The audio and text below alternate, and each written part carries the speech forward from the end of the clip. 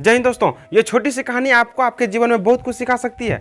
ये कहानी है एक विधवा औरत की, जिसके कि 2 बच्चे थे, यानी 2 बेटियां थी, और उसके पति की डेथ जवानी में ही हो गए थे, यानी यंग एज में ही उनकी मृत्यु हो गई थी।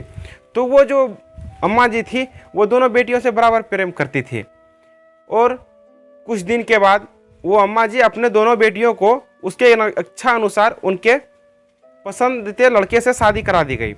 और एक बेटी का जो हस्बैंड था वो छाते का बिजनेस करता था, छाते का दुकान था, और दूसरे बेटी का जो हस्बैंड था वो नूडल्स का बिजनेस करती थी, यानी सेवई का। तो एक दिन की बात है, क्योंकि अम्मा जी हमेशा कभी इस बेटी के यहाँ तो कभी उस बेटी के यहाँ, पहली वाली बेटी या दूसरी वाली बेटी, दोनों के यहाँ आना जाना लगा हुआ रहता था। तो एक दिन जब जो पहली वाली बेटी के यहाँ थी तो काफ़ी धूप देखा इसने। तो इसने अचानक भगवान को कोसना स्टार्ट कर दिया कि हे भगवान, अगर आप बारिश नहीं होगा तो हमारी बेटी के छाते खरीदेंगे कौन, हमारे दामाद के छाते कौन खरीदेंगे, उनका धंधा मंदा पड़ जाएगा, पैसे कहाँ से आएंगे, परिवार कैसे चलाएगा। भगवान को कोसने लगी, गाली देने लगी। तो पता नहीं भगवान कैसे मेहरबान हो गए कि बादल छाने लगे आसमान में और बारिश होने लगी, और काफ़ी ज़्यादा बारिश होने लगी। तो ये देख करके उस बूढ़ी अम्मा के मन में थोड़ी सी खुशी आई ही थी कि उसे दूसरी बेटी की याद आने लगी कि हे भगवान, अगर आप इसी तरह से बरसते रहेंगे तो हमारी दूसरी बेटी का क्या होगा, जिसके कि नूडल्स अगर वो सुखाएगी नहीं तो बेचेंगे कैसे, फिर उनका जीवन यापन कैसे चलेगा, उस दामाद का, उसका घर परिवार कैसे चलेगा, उनके पैसे कहाँ से आएंगे। भगवान आप एक काम कीजिए, धूप कर दीजिए। तो फिर देखिए भगवान की महिमा की फिर से धूप हो गई।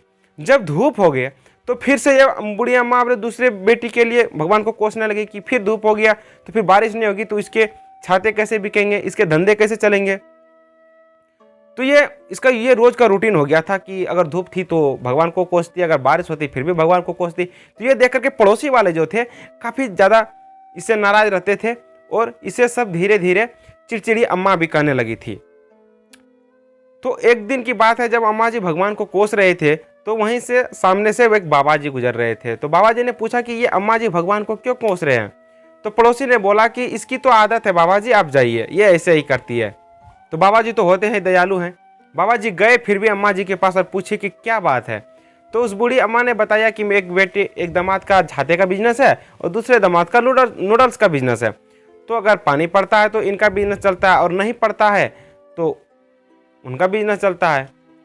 तो इस कारण से मैं बहुत परेशान रहती हूँ। तो उस साधु बाबा ने उस बूढ़ी अम्मा को बताया कि आप एक काम कीजिए, आपका सारे प्रॉब्लमों का सॉल्यूशन हो जाएगा, आपके सारे दिक्कतों का, सारे समस्याओं का प्रॉब्लम यूँ हो जाएगा। आप एक काम कीजिए, जब बारिश हो तो आप बड़ी वाली बेटी के यहाँ रहिए जिसके पति छाते के बिजनेस करते हैं, और सिर्फ उसी के बारे में खुद सोचिए कि इसको पैसे आ रहे हैं, इसका बिजनेस चल रहा है, ये सुखी है।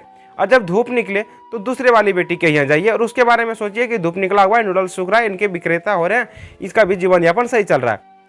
तो ये सुनने के बाद अम्मा जी को सारी बात समझ में आ गई। उसके बाद अम्मा जी ने ये सब करना छोड़ दिया, भगवान को कोसना छोड़ दिया। तो कहानी तो यहाँ पे खत्म हो जाती है दोस्तों, लेकिन एक बात सीखने को मिलती है कि आप अपने आज में जीना सीखिए, आज में अपना खुश रहना सीखिए। कल की चिंता करके व्यर्थ में अपना आज मत बर्बाद कीजिए, और अपने शरीर को हानि मत कीजिए, अपने दिमाग को ज़्यादा खर्च मत कीजिए कल के बारे में सोच करके। अपने आज में जीजिए, कल अपने आप सुखी रहेंगे आप। अगर आपको हमारे वीडियो से थोड़ा सा भी सीख मिला हो तो हमारे चैनल को सब्सक्राइब करें और घंटे के बटन को दबाएं।